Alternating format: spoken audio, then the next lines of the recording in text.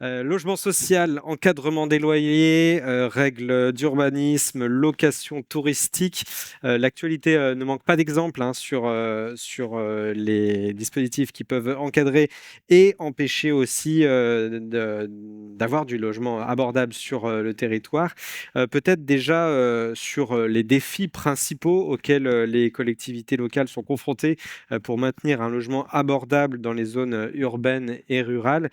Philippe Cardin, en tant que maire de Mélan, quels sont les différents facteurs que vous identifiez et qui bloquent l'accès au logement abordable sur votre territoire? Bah, ils sont de plusieurs ordres. Il y a la première difficulté, et on en a discuté énormément ce matin, donc je ne veux pas m'appesantir là-dessus, c'est, le prix du foncier, dans certaines zones qui sont un frein, effectivement. Le prix du foncier, moi je suis pas un bon spécialiste pour savoir, pourquoi il est si cher. Vous avez sûrement une meilleure analyse que moi, sur ces raisons. Mais il y a aussi, l'acceptation sociale et ça, c'est quelque chose, qu'il faut prendre en compte. J'entendais tout à l'heure, quel est le problème de la densité? Bah, c'est peut-être facile à dire ici dans cette salle, mais quand moi je fais une réunion publique à Mélan et que je parle, d'auteur ou de construction, heu, c'est pas le langage que j'entends, en fait. Le mot densité est presque un mot, tabou dans notre société. Je sais pas si vous avez repéré, mais en tout cas, moi, je l'ai repéré. Donc c'est compliqué et pourtant Particulièrement plus en année préélectorale, vous sentez? alors, les gens tournent autour du pot, je vois les promoteurs qui viennent, vendre leurs projets, sur Mélan, ils parlent d'intensification, mais personne n'est dupe, hein, donc voilà et puis, surtout en année, préélectorale, le sénateur Savin qui était juste assis là, il y a quelques minutes, je ne sais pas s'il est parti, mais il vient, soutenir la candidate qui fait campagne contre moi et qui lutte contre toute construction à Mélan. Donc c'est dommage qu'il soit parti parce que j'aimerais bien qu'il s'explique sur cette question. On peut pas à la fois, ici dire, voilà, l'acceptation sociale, c'est un facteur très important et il faut, moi je suis très étonné devant le paradoxe, voire, l'incohérence, de nos habitants qui effectivement cherchent à améliorer leur cadre de vie et disposer d'un logement de meilleure qualité et qui refusent, toute construction. Donc il y a l'équilibre dont Margot Peller, parlait à l'instant. Il y a un équilibre à trouver entre ces deux aspects Mmh. et le rôle d'un maire, il est d'essayer de percevoir cet équilibre. Donc sur la ville de Mélan, moi, j'ai pas trop de leçons à recevoir avec les 1 500 logements construits en 5 ans. Je pense qu'on n'en a pas vu. J'ai pas vu les conséquences, monsieur le notaire a donné, son analyse. Je ne sais pas si cet impact se voit ou pas et quelles conséquences ça a sur les prix et les volumes, qu'il y ait une grosse construction de ce type-là, dans une ville. C'est quand même, une augmentation de la population de 20 qui va être observée en un mandat. Donc, on ne peut pas dire que l'étape de densification ne s'est pas faite. Sur, les dispositifs pour avoir du logement abordable, c'est aussi à travers la location et justement, ça a été évoqué, l'encadrement des loyers à l'échelle de la métropole qui est mis en place, depuis, fin janvier. Mélan fait partie du périmètre de cette expérimentation. Qu'est-ce qui vous a fait, heu, candidater? Je ne sais pas si c'était, ainsi que les choses ont été faites et en tout cas, dans l'application, comment vous observez cette mesure? Bah, moi, je ne suis pas conscient d'aucune, dispositif donc madame de Ladille, je suis intéressé de savoir si sur Mélan, il y a à ma connaissance, depuis le 1er janvier, ce dispositif n'a pas été mis en œuvre. Je pense qu'il a une portée aussi, symbolique, heu, qui montre que les excès, dans un sens ou dans un autre, doivent être contrôlés, doivent être encadrés. Voilà. Je pense que la fenêtre enfin moi quand nous avons voté ça à la métropole, je pense que la fenêtre, qui a été, ouverte, elle est large et donc je pense qu'il va y avoir peu de cas, mais je suis intéressé de savoir effectivement, combien de cas vont être, réellement traité et si ce dispositif, en fait, va être utile ou pas, je m'en rends pas compte, aujourd'hui, c'est difficile d'en tirer un bilan 3 mois après. OK. Monsieur Aubreton, justement, vous êtes le président de l'UNPI, en Isère, l'Union nationale des propriétaires, Ce sont immobiliers, voilà, c'est les ça? bailleurs privés et je représente 35 millions de propriétaires. Voilà. Donc vous l'avez observé, vous aussi, de l'autre côté, cette fois-ci, cette, mise en place de l'encadrement des loyers. Comment vous, analysez, comment vous, jugez cette, mesure? Je vous en prie. Je tiens à rappeler que les bailleurs privés représentent quand même le premier acteur du logement en France. Donc c'est valable aussi bien entendu sur nos territoires. Le parc privé loge une population qui est très large, parce que ce sont autant des étudiants, des jeunes actifs, des familles, des retraités. Je tiens à rappeler que le parc privé, ça amène aussi de la flexibilité sur le marché, c'est de la disponibilité immédiate et globalement, on observe une rotation de 25 des logements. Je voudrais pas, porter effectivement, une contradiction sur le parc public, mais le parc public, je crois qu'on a un délai d'attente de 18 à 24 mois pour obtenir un logement. On a une rotation de l'ordre de 10. Donc nous sommes un acteur effectivement majeur et important.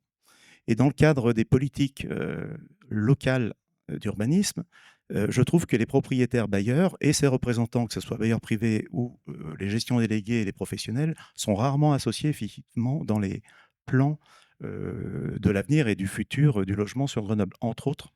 Puisque je vais vous parler moi plus particulièrement de l'encadrement des loyers sur Grenoble. Monsieur le maire, il est en place.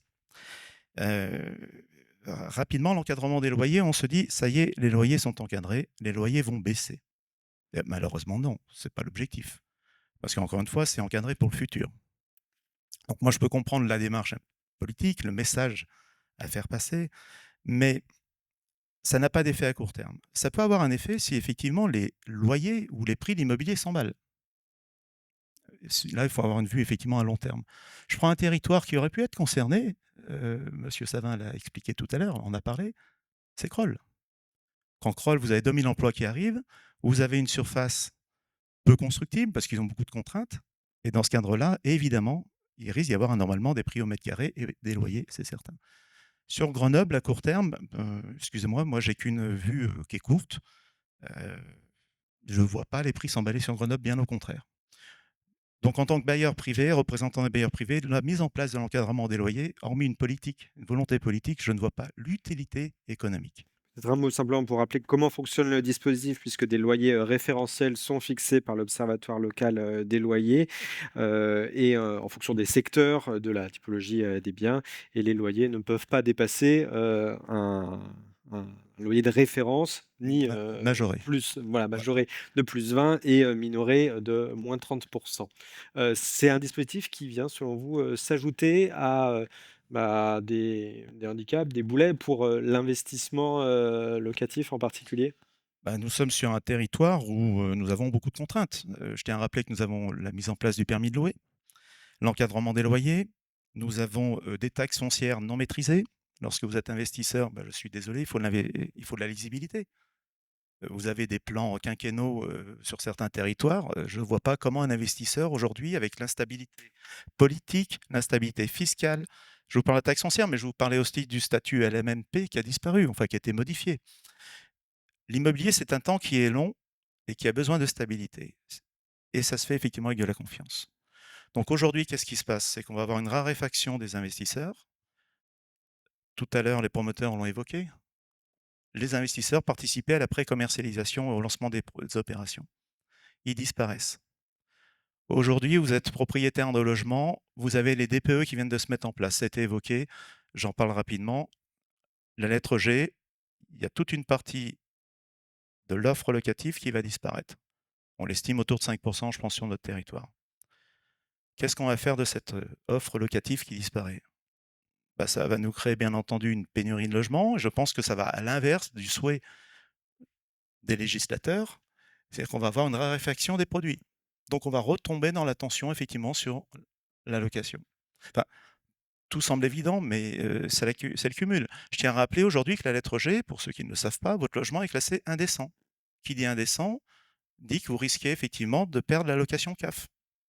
Alors c'est pas encore trop su, tant mieux, mais ça va bousculer.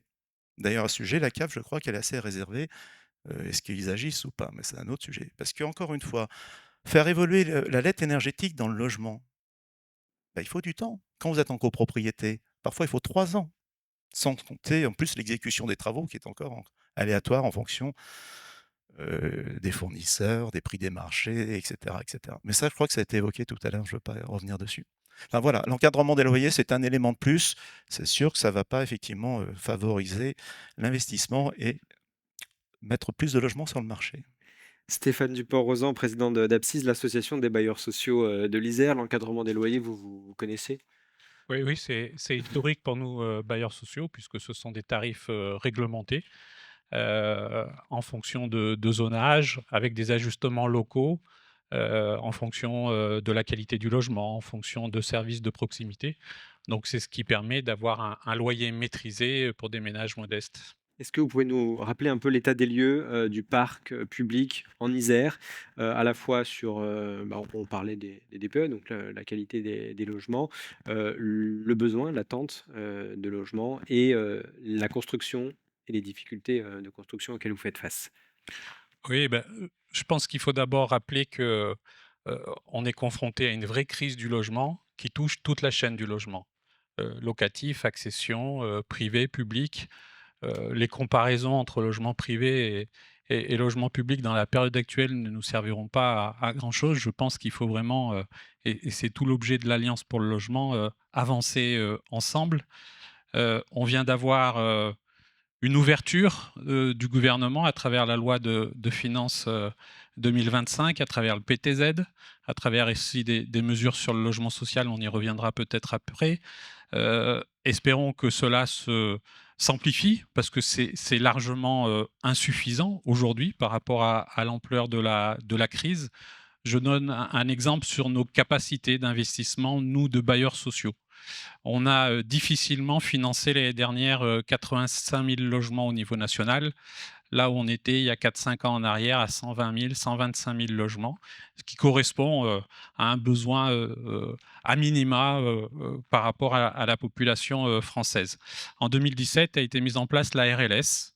L'État a souhaité, et ça on peut le comprendre en tant que citoyen, faire des économies budgétaires et donc a réduit, d'1,5 milliard au niveau national l'APL, les aides au logement.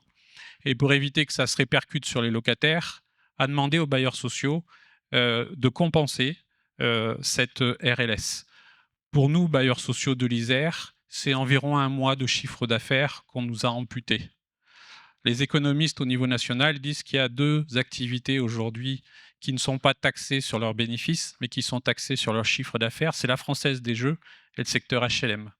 Et donc aujourd'hui, sur notre capacité à investir pour répondre à ces besoins, clairement, on a été amputé, on a perdu 1 mois de chiffre d'affaires, donc il est difficile en tant que dirigeant d'entreprise d'aller sur l'ensemble des opérations, de prendre des fois certains risques pour sortir des projets. Et puis surtout, on a aussi besoin de réhabiliter, puisque on doit marcher sur 2 jambes. On a un parc existant. Il y a un Isérois sur 6 qui vit dans le logement social aujourd'hui. Donc c'est aussi important de rénover le parc, que ce soit sur le plan thermique, que ce soit sur le plan de l'accessibilité, que ce soit sur le plan du confort d'usage. C'est important aussi de travailler, avec les habitants à des programmes de rénovation. Mmh. Philippe Cardin, justement, vous parliez tout à l'heure d'acceptabilité, des habitants, alors plus sur, la hauteur des bâtiments, sur les constructions. Le logement social, c'est aussi un enjeu d'acceptabilité. On sait qu'il y a des communes, carencées, alors je ne sais plus exactement, quel est le cas de Mélan en particulier, quel est le taux de Mélan, même si on voit, et on l'a évoqué, que maintenant les choses se pensaient aussi à l'échelle de l'agglomération. Comment faire accepter ça et comment vous intégrer les enjeux d'habitat public, d'habitat social dans les projets d'aménagement? Je crois que vous en avez d'ailleurs lancé un très récemment à Mélan, alors qui est sur un temps long, mais comment vous intégrez ces enjeux-là? Oui, mais d'abord, je voudrais, souligner qu'il existe, de nombreuses formes de logement social et je pense que, heu, on a un arbre, le logement locatif social, qui est un produit important, mais qui cache un peu la forêt. Voilà, en tout cas sur notre ville et de manière globale, dans le PLH, métropolitain, nous utilisons beaucoup de formes de logement social. Il y a l'accession sociale à la propriété, qui a eu un regain et en particulier, sous la forme BRS. Mmh. Donc ça, Bail c'est réel et solidaire qui, bail réel solidaire qui permet, d'être propriétaire d'acheter du les logement et pas murs. forcément du foncier, pour le dire simplement. Exactement, et qui résout une partie du problème du fait que le foncier est très cher.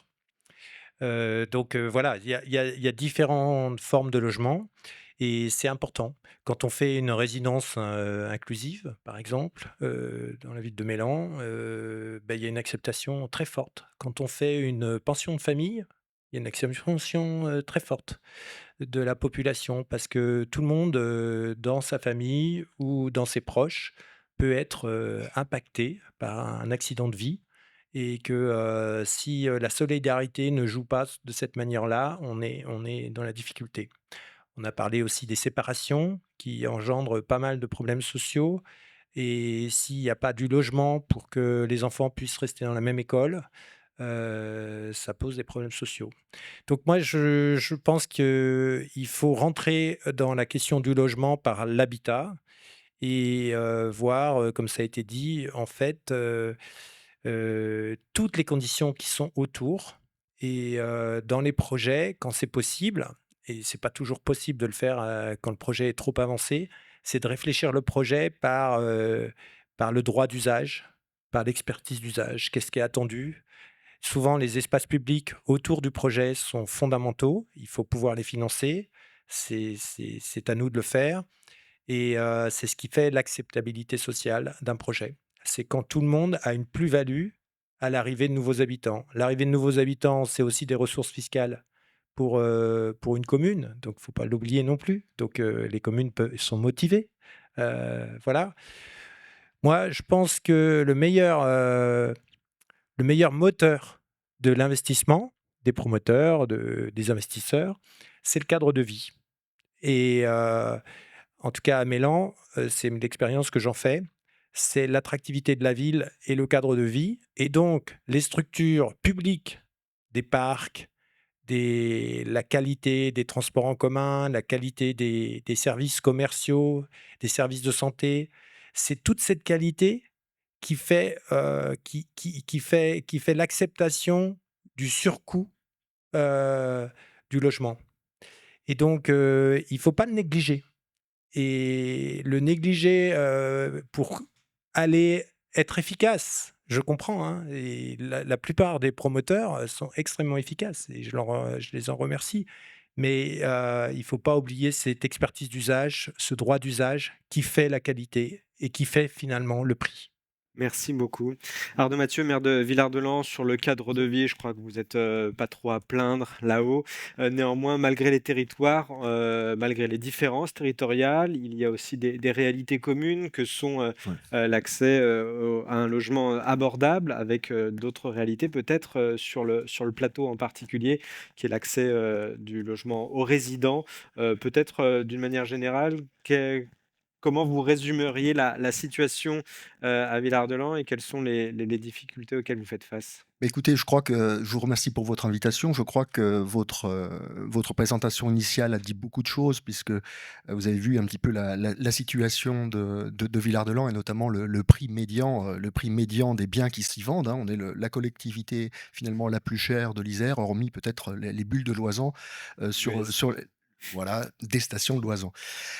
Donc c'est un vaste sujet. Je rejoins ce qu'a dit, mon collègue, Cardin, c'est que nous avons la pleine conscience de devoir, pour des raisons de solidarité générationnelle et d'équilibre sociaux, de devoir être en mesure de présenter, d'offrir un parcours résidentiel complet à nos habitants. Alors une fois que j'ai dit ça, c'est un vaste programme. Je rejoindrai ce qu'a dit maître Novell en faisant reposer à la fin de sa vidéo la responsabilité sur les élus locaux. Les élus locaux ne peuvent pas tout et je dirais on est au cœur des dispositifs et ce qui me permet comme avocat de voir l'évolution des lois. Ce que je veux dire simplement, c'est que on essaye de corriger des inégalités avec une conscience de l'ensemble des habitants de cette exigence-là. C'est-à-dire qu'on ne peut pas, il n'y a pas pas trop de querelles partisanes sur le logement social sur le plateau du Vercors, parce que finalement, on a besoin de nos salariés, parfois en situation précaire. C'est pour ça que Villard-de-Lans rénove et fait une maison des saisonniers, par exemple. On a besoin de salariés un petit peu plus permanents, et vu l'offre de logement et son prix, nous sommes contraints de nous lancer avec des bailleurs sociaux sur des programmes contraints, pardon, non, nous sommes, oui, contraints par ces réalités économiques et sociales. C'est pas pour nous une tristesse que de le dire. Contraints d'envisager des programmes de construction de logements sociaux purs, hein, pour reprendre l'expression de Monsieur Cardin, il y a toute une gamme de logements sociaux, et nous devons aussi, enfin, euh, être en mesure de, ben, c'est presque le droit au rêve. Le droit au rêve que chacun peut nourrir, d'avoir sa maison dans un environnement privilégié. Je crois que c'est quelque chose qui est inscrit en chacun de nous. Et du coup, c'est les programmes de logement en accession aidée, avec là, pour le coup, d'immenses difficultés du fait du prix du foncier, puisque, et maintenant, la commune de Villard-de-Lans est classée en zone tendue, donc zone A, ça fait augmenter les plafonds, donc un effet pervers, puisqu'on arrive sur les programmes que nous sommes en train de lancer et d'étudier à des prix d'accession à 4 200 € le mètre. Et aussi, du coup, une offre qui est à destination de cadres moyens ou supérieurs. Donc pour le primo-accédant, même à ce prix-là, c'est très cher. Et une dernière chose pour dire qu'il y a des outils très pertinents qui sont proposés, hein. Moi, je ne suis pas un professionnel de la politique, je suis un nouvel élu, je suis arrivé en 2020. Je pense notamment à l'EPFL, qui est un bel outil de mutualisation et qui nous permet de gagner un petit peu de marge de manœuvre. Une dernière chose, je pense que, là c'est le juriste qui parle, je pense que le législateur est en train progressivement de s'attaquer au sacro-saint droit constitutionnel de propriété. Et ça me paraît, pour les zones touristiques, être un objectif pertinent. Et j'en veux notamment, c'est la loi Le Meur, donc, qui est très D'ailleurs, sur récente, hein. l'encadrement des Je locations peux- touristiques. Voilà, donc cette loi, elle a été promulguée fin novembre 2024. Chez nous, ça a correspondu à la période à laquelle on a pu embaucher un chargé de mission logement sur le plateau. Donc c'est plutôt avec ma casquette, si j'ose dire, d'avocat, que j'ai pris connaissance de cette loi. Voilà, on était plutôt, les agents sont en charge de la programmation de nos opérations. Donc ce que je veux simplement dire, c'est que, au-delà de l'attaque aux niches fiscales, qui me paraît de toute façon indispensable sur le plan budgétaire, de la cohérence, nationale, si j'ose dire, on a enfin peut-être l'opportunité de mettre des servitudes d'urbanisme, c'est-à-dire de la construction de résidences principales. On en est au stade de l'idée, parce qu'une fois, je constate que la loi parfois va très vite, la mise en œuvre, elle est toujours extrêmement complexe, et ça veut dire comment on contrôle, qui contrôle et avec quels moyens. En tout cas, d'être capable de dire que sur des territoires donnés, une collectivité va pouvoir assurer la résidence principale, c'est important pour son avenir. Voilà, nous, on ferme des classes en âge moyen d'acquéreur qui a plus de 61 ans sur la commune. Mmh. Voilà. Simplement Je sur cette arrête loi de Le parler Meur, parce que je suis un peu lent. Non, pardon. Juste un mot peut-être du point de vue des propriétaires, cette loi, pour certains qui ont fait un investissement pour placer ce logement en location temporaire, location touristique, voilà, où trouver le bon seuil d'équilibre entre bah, la liberté d'acquisition et l'usage qui est fait de ce logement. Et Monsieur le maire vient de l'évoquer, c'est un équilibre qui est très complexe, aussi bien sur un territoire dans la vallée, mais qu'en montagne. Et je vous avoue que la loi Le Meur va déstabiliser encore le marché. Et je vous souhaite beaucoup de courage, parce que vous allez avoir un problème aussi avec des logements avec des DPE maintenant. Nous avons de l'urbanisme vieillissant en montagne. Donc, monsieur le maire, J'ai combien de temps pour répondre? voilà, donc là, on va avoir des difficultés. Je profite de ce dernier mot. Sur les territoires où vous encadrez les loyers, nous souhaiterions, nous bailleurs privés, que vous encadriez aussi les taxes foncières. Ça serait une bonne corrélation.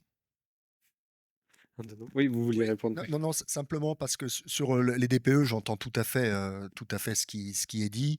Je crois que l'objectif d'améliorer la performance énergétique des logements, il est évidemment viscéralement partagé. Cet objectif touche désormais aussi les zones touristiques.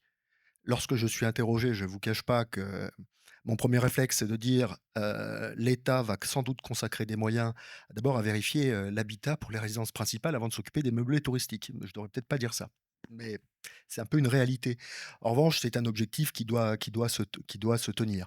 Mais j'en arrive toujours après à la réalité sur le terrain, c'est produire une loi.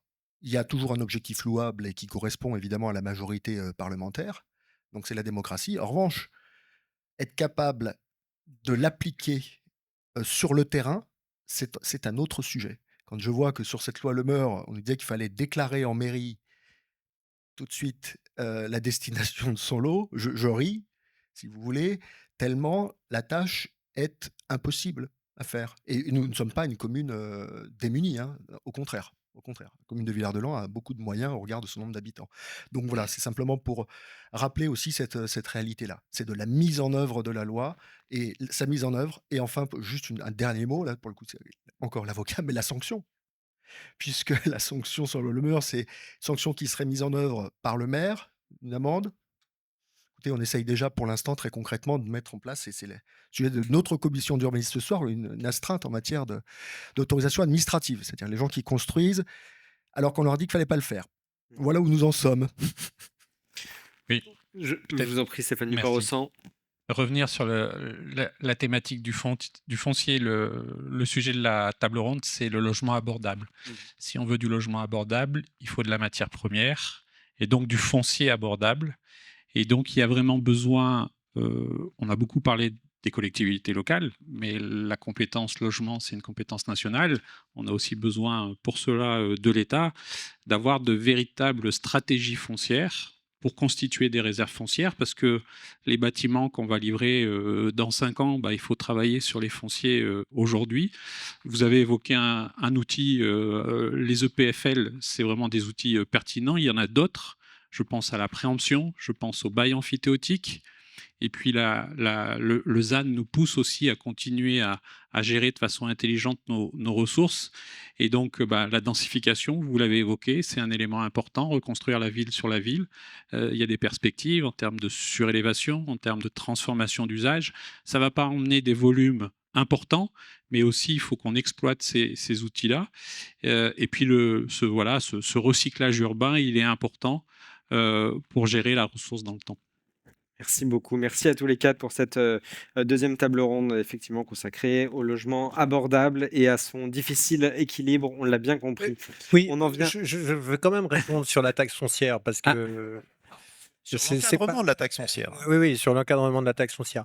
Je veux quand même juste dire que on sent que l'année préélectorale. Non, mais c'est moi, je suis à l'aise. Hein. Nous n'avons pas inventé la taxe foncière à Mélan depuis 2010. Donc, pour les élus, c'est la seule variable d'ajustement. Exactement. Nous en sommes La fiscalité conscients, est construite comme ça. Et je suis désolé de le dire, mais moi, je considère que on a perdu beaucoup, pas sous la forme qui était sûrement discutable et injuste, mais la taxe d'habitation, c'est très compliqué pour un maire d'avoir ses ressources que de manière foncière. Et alors que le service que nous rendons est principalement aux habitants, qui sont, on l'a vu tout à l'heure, pour beaucoup d'entre eux, locataires. Et qui ne paient pas directement la taxe foncière. Donc, à terme, là, c'est le premier mandat qu'on vit comme ça. Donc, à la limite, les gens ne l'ont pas intégré. Mais j'appelle de nouveau à l'État de bien réfléchir à ça. Nouveaux leviers fiscaux dynamiques, on a bien compris, c'était le J'amène juste une toute petite réponse. Je vous remercie parce que ça marche bien. On terminera avec et je terminerai dessus. Je ne peux pas commenter le passé. Aujourd'hui, effectivement, on fait avec. Nous sommes conscients, les propriétaires bailleurs, que c'est la seule variable d'ajustement pour équilibrer le budget communal de la taxe foncière ou certaines taxes. Mais j'attire votre attention, nous militons effectivement pour une contribution de l'usager. Et je pense qu'il faut revoir effectivement, il faut récupérer une partie de la taxe foncière sur l'occupant, sur l'usager du territoire, pour nous, bien entendu, le locataire. Je note qu'on fera l'année prochaine, je vous incite à le faire. Simplement, pour compléter, l'outil, le PFL, le levier fiscal, c'est du coup ce qu'on a fait avec l'augmentation de la taxe d'habitation sur résidence secondaire. Là, pour le coup, ça me paraissait indispensable pour les communes touristiques. Voilà, merci. On consacrera, je vous le promets, l'année prochaine, une table ronde à la fiscalité du logement en particulier.